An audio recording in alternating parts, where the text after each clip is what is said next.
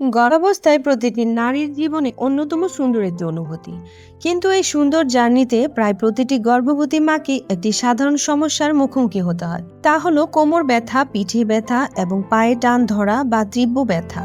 অনেক সময় এই ব্যথার কারণে রাতে ঠিকমতো ঘুমও হতে চায় না। আজকের ভিডিওতে আমরা জানবো গর্ভাবস্থায় এই ব্যথাগুলো কেন হয় এবং ঘরোয়াভাবে কিভাবে এই কষ্ট থেকে রেহাই পাওয়া সম্ভব। ভিডিওটি শেষ পর্যন্ত দেখুন, কারণ এটি আপনার ও আপনার প্রিয়জনের গর্ভাবস্থাকে অনেক বেশি আরামদায়ক করতে সাহায্য করবে। ব্যথা হওয়ার প্রধান কারণসমূহ। Reasons for pain. প্রথমে চলুন জেনে নেই এই সময়ে কেন কোমর, পিঠ ও পায়ে ব্যথা হয়। হরমোনের পরিবর্তন। গর্ভাবস্থায় শরীরে রিল্যাক্সিন নামের একটি হরমোন নিঃসৃত হয়। এটি গর্ভাশয় ও পেলভিক এলাকায় হাড়ের জোড়া, জয়েন্টস ও লিগামেন্টগুলোকে শিথিল করে দেয়, যেন সন্তান প্রসব সহজ হয়। এর প্রভাবে মেরুদণ্ড ও কোমরের জোড়া শিথিল হয়ে ব্যথা হতে পারে। ওজন বৃদ্ধি ও শরীরের ভারসাম্যের পরিবর্তন। গর্ভস্থ শিশু বড় হওয়ার সাথে সাথে মায়ের পেটের ওজন বাড়ে। এতে শরীরের সেন্টার অব গ্র্যাভিটি বা ভারসাম্যের কেন্দ্র সামনের দিকে ঝুঁকে পড়ে। এই বাড়তি ওজন সামলাতে গিয়ে কোমরের পেশি ও মেরুদণ্ডে অনেক বেশি চাপ পড়ে। শরীরের গঠন ভঙ্গির পরিবর্তন। পেট বড় হওয়ার কারণে মায়েরা অজান্তেই পিঠ পিছন দিকে বাঁকা হয়ে হাঁটাচলা করেন, যা পিঠ ও কোমর ব্যথার মূল কারণ। পায়ে খিঁচ ধরা বা ব্যথা। গর্ভাবস্থায় রক্ত সঞ্চালনের পরিবর্তন, শরীরে ক্যালসিয়াম বা ম্যাগনেসিয়ামের ঘাটতি এবং জরায়ুর বাড়তি চাপের কারণে পায়ের রগে টান ধরে বা তীব্র ব্যথা হয়। ব্যথা দূর করার সহজ ও সঠিক উপায়, রেমেডিস। এখন জানা যাক এই ব্যথাগুলো থেকে মুক্তি পেতে আপনি প্রতিদিন কি কি সহজ পদক্ষেপ নিতে পারেন। 1 নাম্বার, সঠিক ভঙ্গিতে বসা ও দাঁড়ানো। বসার সময় পিঠের পেছনে একটি ছোট বালিশ বা কুশন দিয়ে মেরুদণ্ড সোজা রাখুন। একটানা বেশিক্ষণ দাঁড়িয়ে বা বসে থাকবেন না। প্রতি 30 থেকে 40 মিনিট পর পর একটু হেঁটে আসুন। 2 নাম্বার, পাশ ফিরে ঘুমানোর অভ্যেস, লেফট সাইড স্লিপিং।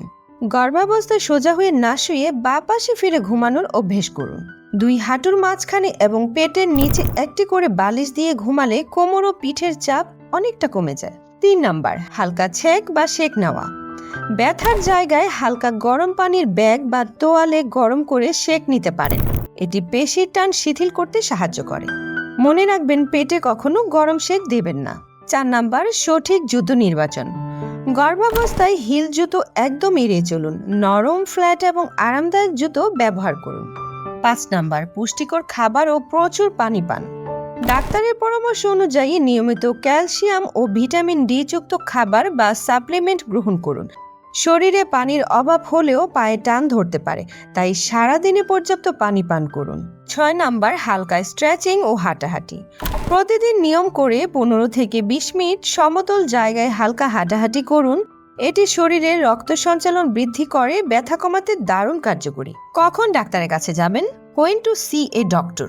বিশেষ সতর্কতা, যদি আপনার কোমর বা পিঠের ব্যথা অতিরিক্ত তীব্র হয়, ব্যথার্থে রক্তপাত হয়, প্রচণ্ড জ্বর থাকে অথবা পায়ের ব্যথা কোনোভাবেই না কমে, এক জায়গায় অতিরিক্ত ফুলে যায় ও লাল হয়ে যায়, তবে দেরি না করে দ্রুত চিকিৎসকের পরামর্শ নিন।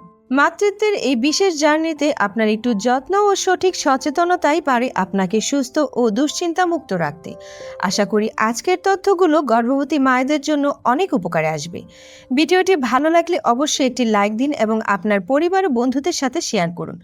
গর্ভকালীন যত্ন, পুষ্টি ও মা ও শিশুর নানা দরকারি স্বাস্থ্য টিপস নিয়মিত পেতে আমাদের মম্বি চ্যানেলটি এখনই সাবস্ক্রাইব করে পাশে থাকা বেল আইকনটি বাজিয়ে রাখুন।